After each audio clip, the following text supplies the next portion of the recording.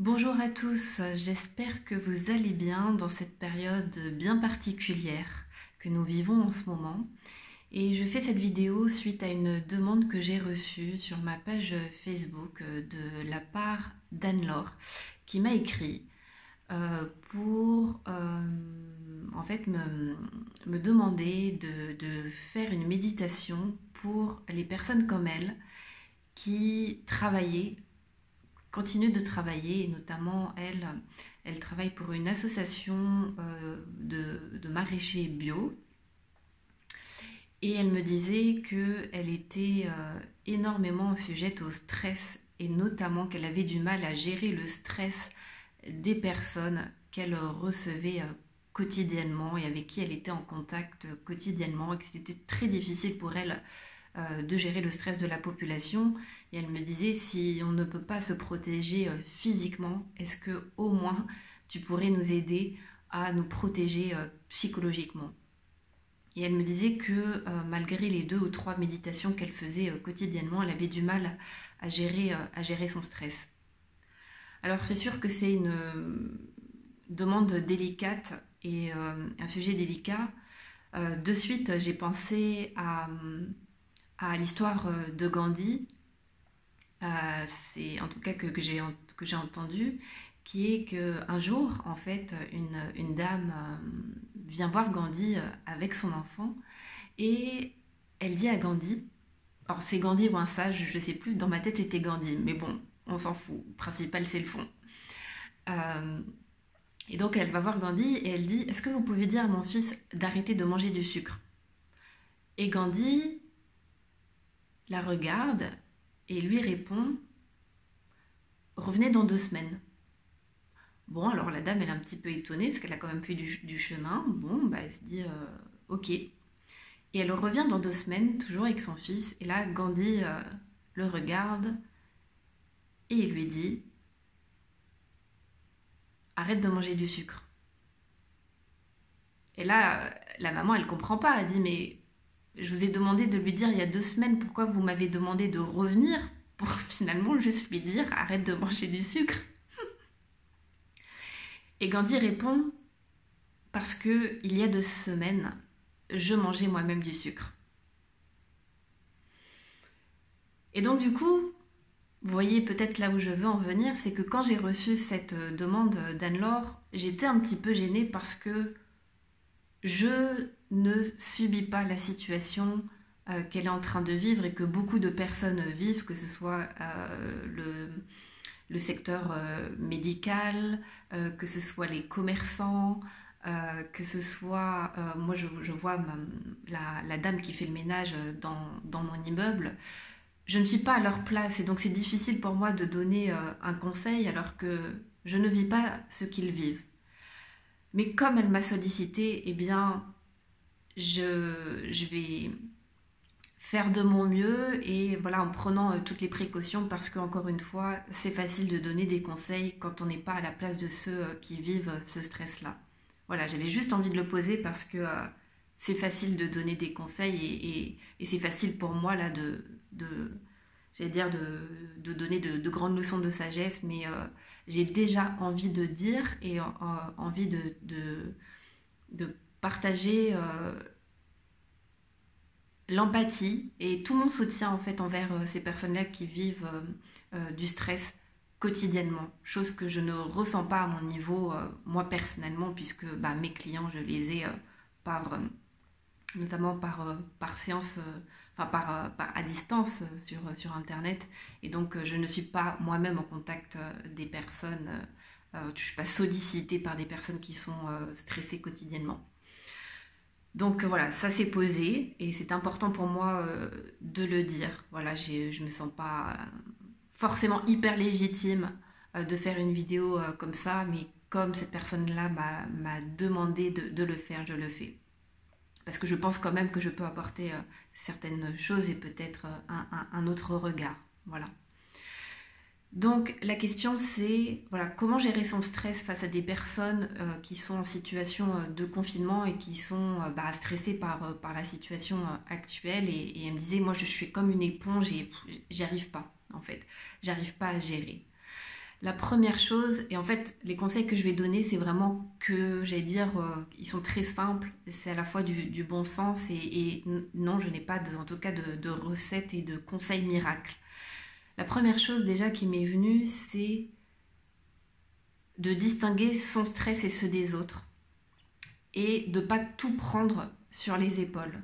Donc déjà la première chose, c'est ce que fait déjà Anne-Laure, c'est de s'entraîner dans les moments hors stress, hors dans des situations où elle n'est pas confrontée directement au stress, à revenir à elle et le plus souvent possible en fait de revenir à cet espace en nous qui est ancré, qui est solide, notamment par la respiration. Vraiment trouver son centre intérieur, se mettre dans son centre. Et comment on se met dans son centre? C'est grâce à la respiration. Et donc peut-être que la première chose à faire dans la journée, c'est de régulièrement ramener son attention à sa respiration pour contacter cet espace silencieux et paisible en soi. Donc juste en prenant conscience et contact avec son inspiration et son expiration, en ramenant régulièrement son attention dans son souffle, déjà on ramène l'attention sur soi et pas sur les autres. Et au moment où on est vraiment attentif et présent à cette inspiration et sur toute la durée de cette inspiration-là, sur toute la durée de cette expiration-là, eh bien c'est un moment de ressourcement, de reconnexion à soi, au souffle, au moment présent et donc à la paix et à la sérénité intérieure. Ensuite, j'imagine que on est over sollicité, on est hyper sollicité, donc ce sont des personnes qui n'ont pas le temps de pratiquer la méditation pendant une demi-heure par jour, en tout cas de se poser. Alors la petite astuce peut-être que je pourrais vous donner, c'est de pratiquer la méditation en action, puisque la méditation c'est pas juste être assis en lotus sur son coussin, ça c'est la pratique formelle, mais aussi on peut pratiquer la méditation de manière informelle, parce que la méditation c'est tout simplement porter son attention au moment présent tel qu'il est en fait. Et donc on peut le faire à n'importe quel moment de la journée et peu importe ce qu'on fait, c'est vraiment une qualité de présence. Et donc peut-être que le conseil que je pourrais donner, ça serait de parsemer sa journée de moments de respiration justement. Et notamment, j'imagine que vous allez aux toilettes. Et donc, quand vous vous lavez les mains, c'est plutôt la tendance du moment, eh bien, à chaque fois que vous vous lavez les mains, eh bien, vous pouvez porter votre attention juste d'être pleinement présent à l'action de vous laver les mains. Et donc, de vraiment sentir l'eau qui coule sur vos mains, de sentir le savon, d'être vraiment présent aux gestes, aux mouvements, au toucher, aux odeurs, aux sons, de vraiment vous connecter à vos cinq sens. Et vraiment, c'est une pratique de Thich Nhat Hanh, du village des pruniers, c'est voilà, j'inspire, je prends conscience de ma respiration et de mon inspiration, et j'expire, je prends conscience de mon expiration. J'inspire, je sens l'eau qui coule sur mes mains, j'expire, je sens l'eau couler sur mes mains. C'est des petites actions comme ça. J'inspire, je prends conscience que je me sèche les mains. J'expire, je prends conscience que je me sèche les mains. Vous pouvez vous inventer des petites phrases comme ça pour vous aider vraiment à ramener de l'attention sur l'action en fait, sur ce que vous êtes en train de faire, de mettre de la conscience et de la présence à chaque instant. Ça, si vous le faites régulièrement dans la journée, des petits stops intérieurs, ça va vous permettre vraiment d'arroser les graines de la paix, de la joie et de la sérénité au cœur même du chaos. D'ailleurs, je crois que c'est le titre de Jon Kabat-Zinn qui est au cœur de la tourmente, la pleine conscience.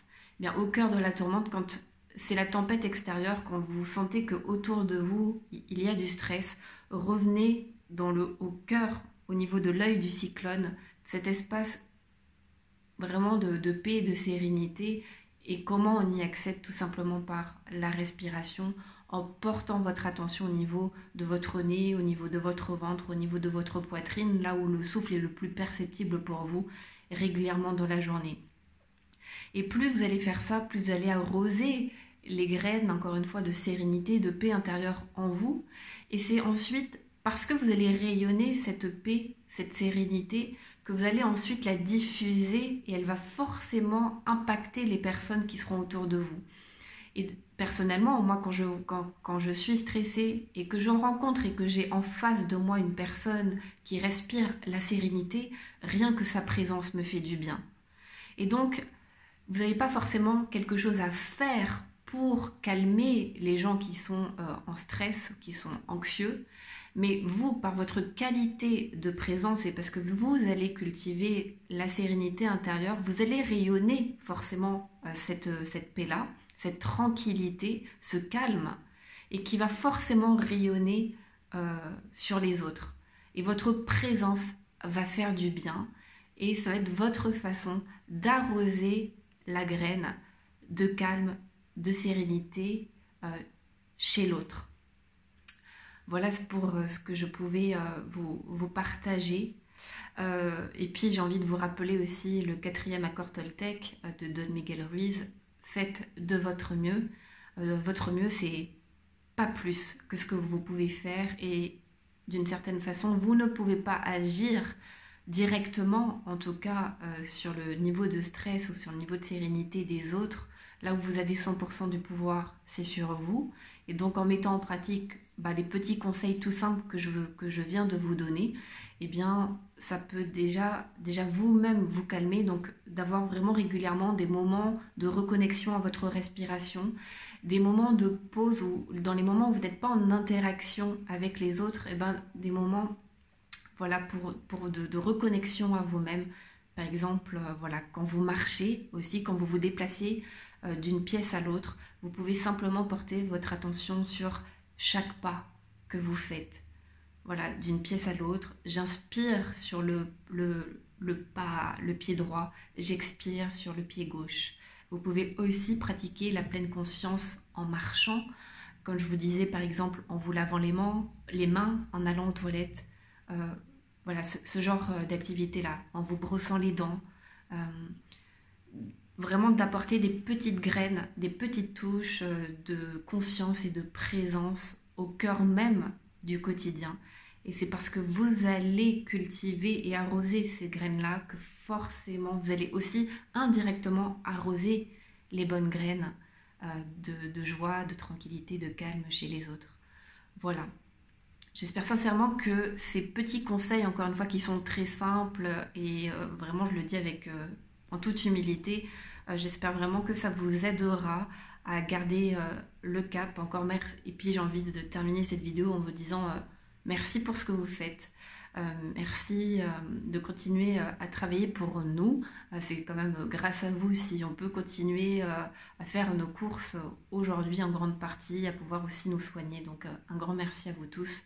J'ai également fait une méditation guidée pour gérer le stress et l'anxiété pour les moments où vous pouvez vous poser. Mais si vous ne pouvez pas vous poser, voilà les petits conseils que je peux vous donner.